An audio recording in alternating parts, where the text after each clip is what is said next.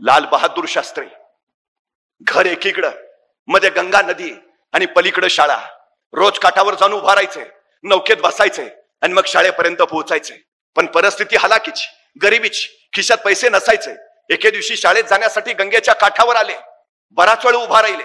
नाविकांना विचारलं, लाल बहादूर येतोयस ना? लाल बहादूर म्हटले, नाही. जा तुम्ही. का रे? पैसे नाहीयेत माझ्याकडं. अरे मग उद्या दे. पण उद्या तरी कुठून येतील? अरे मग आल्यावर दे. नको, आई सांगते, आपलं ओझं दुसऱ्याच्या डोक्यावर नको. तुम्ही जा, मी येईन. नाव निघून जायची. लाल बहादूर शास्त्री अंगावरचे कपडे काढायचे, त्या कपड्यात स्वतःची वह्या पुस्तकं गुंडाळायचे, त्याचा मुंडाचं डोक्याला बांधायचे आणि सरळ गंगेत उडी घ्यायचे. झपाझप पोहत पलीकडच्या काठावर पोचायचे. परत काठावर कपडे घालायचे, वह्या पुस्तकं हातात आणि मग शाळेत जाऊन बसायचे. परिस्थितीशी लढणारे ते लाल बहादूर शास्त्री या देशाचे पंतप्रधान झाले. संघर्ष तुम्हाला घडवतो. रामेश्वरमला पेपर वाटायचं काम करणारे एपीजे अब्दुल कलाम या देशाचे राष्ट्रपती झाले. तुम्ही कसे आहात, गरीब की श्रीमंत, याच्यावर तुमचं यश ठरत नाही, हे पहिलं लक्षात असू द्या. सगळ्यात महत्वाची गोष्ट आहे ती. फिलिपाईन्स देशामध्ये रिहा बुलोज नावाची एक 11 वर्षाची मुलगी एके दिवशी शाळेतून घरी आली. आल्या आल्या वडिलांना म्हणाली, बाबा, शाळेच्या धावण्याच्या स्पर्धेत माझा पहिला क्रमांक आला. वडिलांना प्रचंड आनंद झाला. अभिनंदन बेटा, खूप खूप खूप अभिनंदन, खूप छान. तशी वडिलांच्या कुशीतनं बाजूला होत ती चिमुरडी रिहा म्हणाली, पण बाबा, आता माझा शाळेत पहिला नंबर आलाय ना, माझी राष्ट्रीय स्पर्धेसाठी निवड झालीय, पुढच्या महिन्यात स्पर्धा आहे बाबा. वडिलांना आणखी आनंद झाला. खूप छान, कॉंग्रॅच्युलेशन बेटा, अभिनंदन. राष्ट्रीय स्पर्धेत धावणार मुलगी माझी. पण त्याच वेळी ती चिमुरडी म्हणाली, पण बाबा, आता मी राष्ट्रीय स्पर्धेत पळणार ना, मग मला स्पोर्ट्सचे शूज लागतील. बाबा, घ्याल ना धावण्याचे बूट? वडील म्हटले, घेऊया. या महिन्याचा पगार आला ना की तुला स्पोर्ट्सचे शूज जरूर घेऊया. ती चिमुरडी आनंदाने उड्या मारत मारत सरावाला निघून गेली. दिवस गेले. आता राष्ट्रीय स्पर्धा 4 दिवसावर आली. त्या दिवशी ही रिहा वडिलांकडे गेली. बाबा, स्पर्धा 4 दिवसावर आली आहे, तुम्ही स्पोर्ट्सचे शूज घेतो म्हणालात, घ्या ना बाबा. 2 दिवस तरी मला शूज घालून सराव करायला नको का? घ्या ना बाबा. कधी घेणार? पोरीचे बोल ऐकले आणि वडिलांच्या डोळ्यातनं खळ अश्रू खळायला लागले. आलेला हुंदका दाबत म्हणाले, बेटा, घ्यायचे होते का शूज तुला, पण या महिन्याचा पगारच नाही हातात आला. पैसे नाहीयेत बेटा माझ्याकडे, मला माफ कर. मी नाही घेऊ शकत बूट तुला. आपल्या वडिलांच्या डोळ्यातले अश्रू त्या चिमुरडीनं बघितले आणि स्वतःच्या अश्रू लपवत सरदिशी तिथून निघून गेली. मला शूज नाहीत, मी आता पळणारच नाही. मला बूट नाहीत ना, मी धावणारच नाही, असा नकारात्मक विचार तिनं केला नाही. मी पळेन, मी धावेन आणि मी जिंकेनही, या ध्येयानं ती स्पर्धेत उतरली. सगळे स्पर्धेतले स्पर्धक स्पोर्ट्सचे कपडे घातलेले, स्पोर्ट्सचे शूज घातलेले आणि त्यांच्या रंगात उभा आहे ही अनवाणी पायाची 11 वर्षाची चिमुरडी रिहा. आता काही क्षणात स्पर्धेला सुरुवात होईल. सगळे स्पर्धक एका रंगात उभा राहिले. प्रत्येकाच्या पायात स्पोर्ट्सचे शूज. या रिहाचं लक्ष सगळ्यांच्या पायाकडे गेलं आणि नंतर स्वतःच्या पायाकडे. स्वतःचे अनवाणी पाय पाहून तिला काय वाटलं कुणास ठाऊक. ती सरकन बाजूला झाली आणि जखमेवर बांधायच्या पट्ट्या तिनं स्वतःच्या पायावर बुटासारख्या बांधल्या आणि त्याच्यावर लिहिलं NIKE, नाईके. जणू नाईकेचे शूज घालून ती उभा आहे. आणि बघता बघता स्पर्धेला सुरुवात झाली. स्पर्धक पळायला लागले. ही अनवाणी पायाची रिहा धावू लागली. पाय ठेचकाळत होत्या, रक्ताळत होत्या, वेदना होत होत्या, पण तिला फक्त ध्येय दिसत होतं, जिंकायचंय, फक्त जिंकायचंय. बेभान पळत राहिली. 400 मीटर, 800 मीटर, 1500 मीटर या तिन्ही धावण्याच्या स्पर्धेत ती 11 वर्षाची चिमुरडी पहिली आली. तिनं 3 सुवर्ण पदक कमावली. ती चिमुरडी रिहा सांगते, परफॉर्मन्स बुटात नसतो, परफॉर्मन्स डोक्यात असतो. तुमच्या पायाला वेग बुटामुळे येत नाही, तुमच्या पायाला वेग तुमच्या उरातल्या जिद्दीमुळे येतो. मला जिंकायचं आहे ही विलक्षण जिद्द तुम्हाला जिंकूनच देते. या रिहाचा पराक्रम नाईके कंपनीला कळाला आणि या नाईके कंपनीनं जाहीर केलं, इथून पुढं या रिहाचा सगळा खर्च आमची कंपनी करेल. तुम्ही सुरुवात करा. सगळी सृष्टी तुमच्या पाठीशी उभा असते, सगळी सृष्टी. नाहीतर बघा ना, छत्रपती शिवाजी महाराजांनी स्वराज्य निर्माण केलं. काय होतं महाराजांकडे? सैन्य होतं, सामर्थ्य होतं, संपत्ती होती, होतं काही नाही. पण तरी महाराजांनी महाराजांनी शून्यातनं राज्य उभा केलं. म्हणजे महाराज शून्यातून राज्य उभा करतात आणि आमच्याकडे मात्र सगळं रेडीमेड तयार असताना आमच्या हातून काही होत नाही. नाहीतर एखाद्याला ढाल द्यावी, तलवार द्यावी, एवढंच काही त्याला घोड्यावर नेऊन बसवावा, त्याच्या पुढे जाऊन त्याला रणांगणात नेऊन सोडावा आणि मग म्हणावं लेका आता तरी लढ. तरी पट्ट्या निवांतच.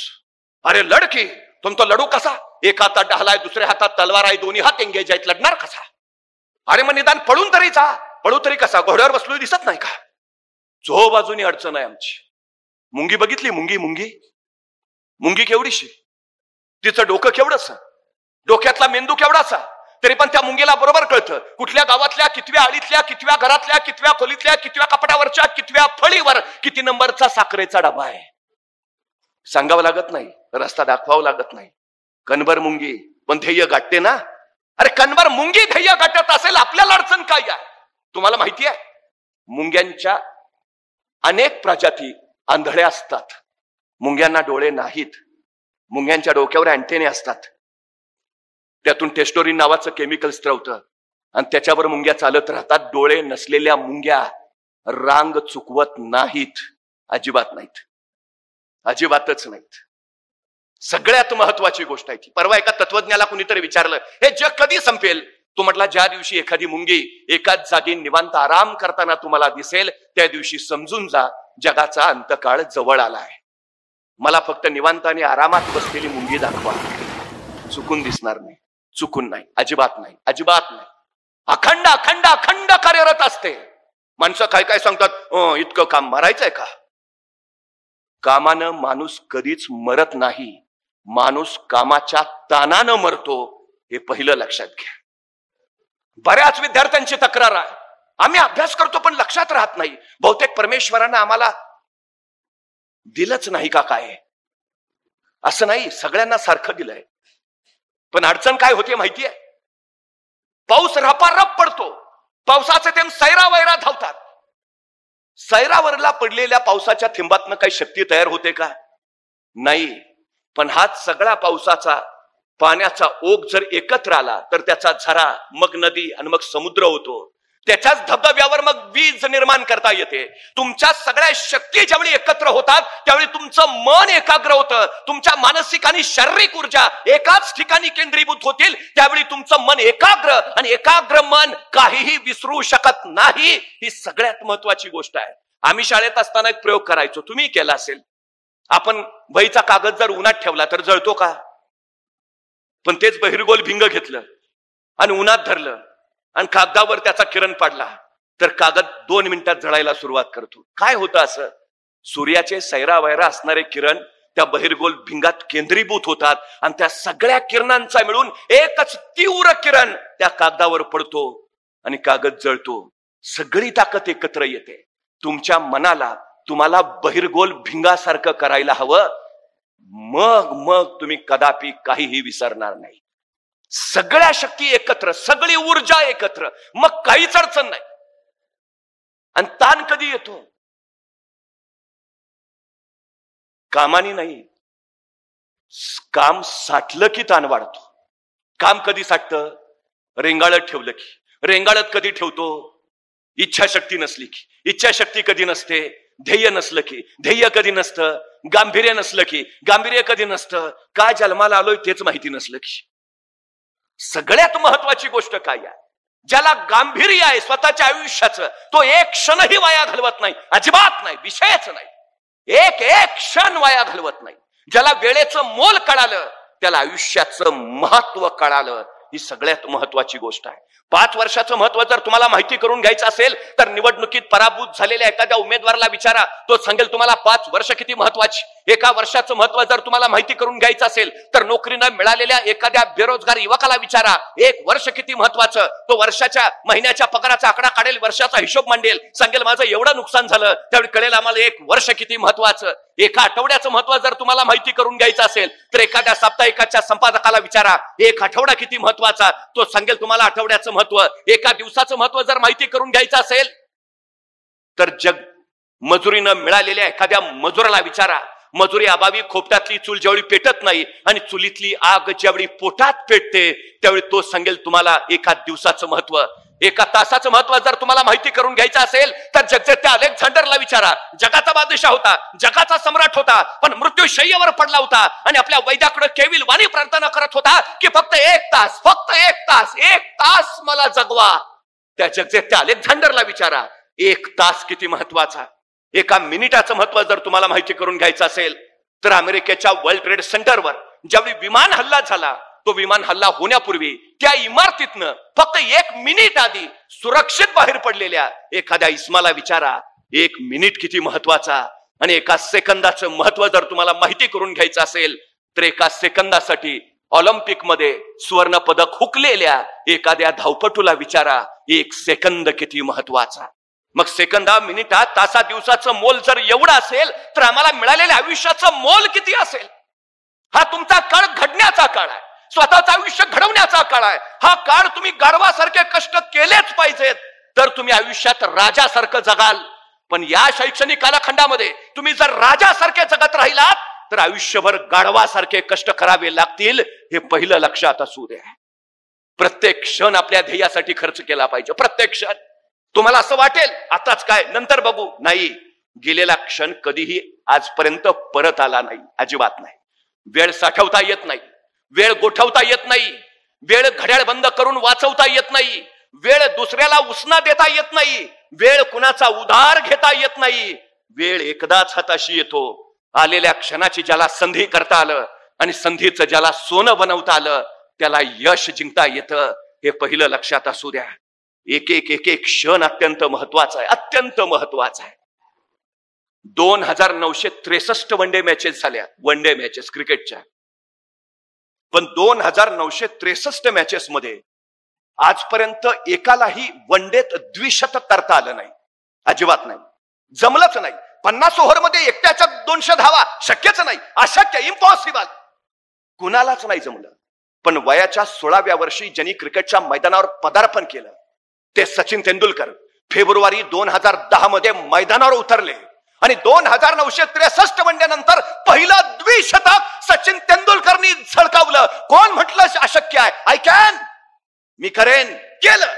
2963 मॅचेस नंतर पहिलं द्विशतक सचिन तेंडुलकरचं. दुसऱ्या दिवशी पत्रकारांनी सचिन तेंडुलकरला प्रश्न विचारला, तुम्ही एवढा द्विशतकाचा विक्रम केला, दुसऱ्या दिवशी सकाळी उठल्या उठल्या पहिले सगळे पेपर हातात घेतले असतील, सगळ्या पेपरमध्ये फ्रंट पेजला तुमच्या बातम्या, मास्टर ब्लास्टर सचिन तेंडुलकरचं द्विशतक. सकाळी उठल्या उठल्या तुम्ही पहिला मोबाईल हातात घेतला असेल, सगळ्यांचे अभिनंदनाचे मेसेज, कॉंग्रॅच्युलेशन, पहिले मोबाईल घेऊन मेसेज बघत बसला असाल. सचिन तेंडुलकर काय म्हटला माहितीये? सचिन तेंडुलकर म्हटला 25 वर्ष झाली रोज सकाळी 6 वाजता मी मैदानावर नेटमध्ये सराव करत असतो. 25 वर्ष रोज सकाळी 6 वाजता मैदानावर नेटमध्ये. मी रविवारची सुट्टी घेतली नाही, मी दसरा दिवाळीला घरी थांबलो नाही. 25 वर्ष रोज सकाळी 6 वाजता मैदानावर.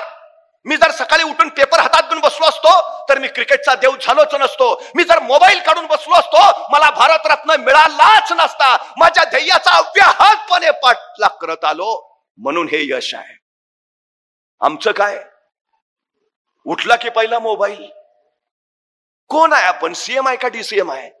नाही, महाराष्ट्रात काय घडलंय कळलं पाहिजे. कशासाठी? ज्यांनी मोबाईल निर्माण केला तो शास्त्रज्ञ सांगतो मुलांना किमान 18 वर्षापर्यंत मोबाईल देऊ नका. त्यानं स्वतःच्या मुलालाही 18 वर्षापर्यंत मोबाईल दिला नाही, अजिबात नाही. 12वीच्या गुणवत्ता यादीत येणाऱ्या मुलांच्या मुलाखती जर कधी ऐकल्या तर ते सांगतील 2 वर्ष मी मोबाईलला हात लावला नाही. 2 वर्ष. तुम्हाला यश जिंकायचंय ना, अनवॉन्टेड डेव्हिल बाजूला ठेवावा लागेल तुम्हाला.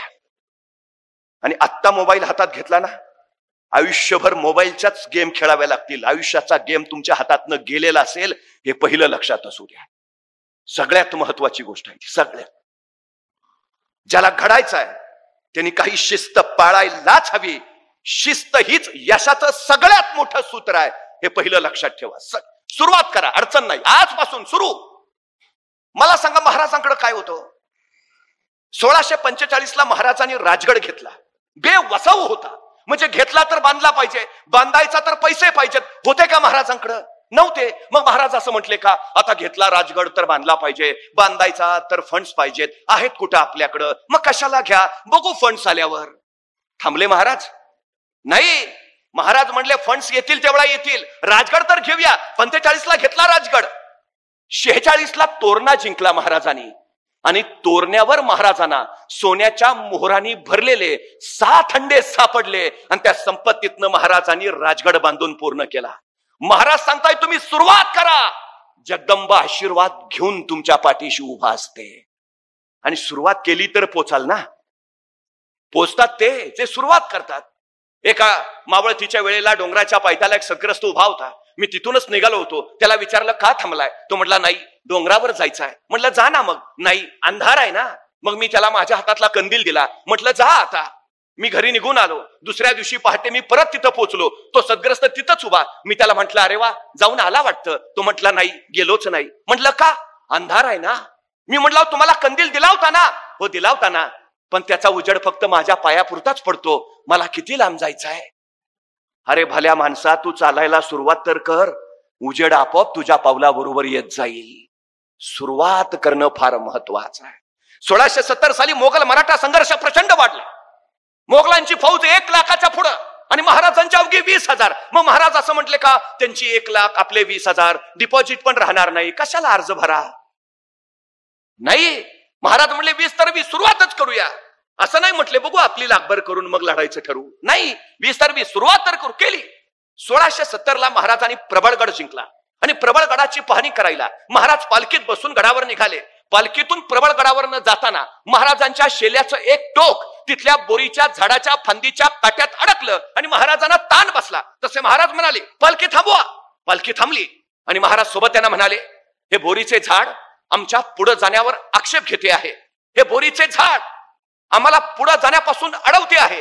हे बोरीचे झाड आम्हाला काही सांगू पाहते आहे. इथं काहीतरी आहे आहे आहे. खाना. माणसं कामाला लागली, खाणायला लागली. 5-6 फूट गेली, दगड भिंत सापडली, उकरली.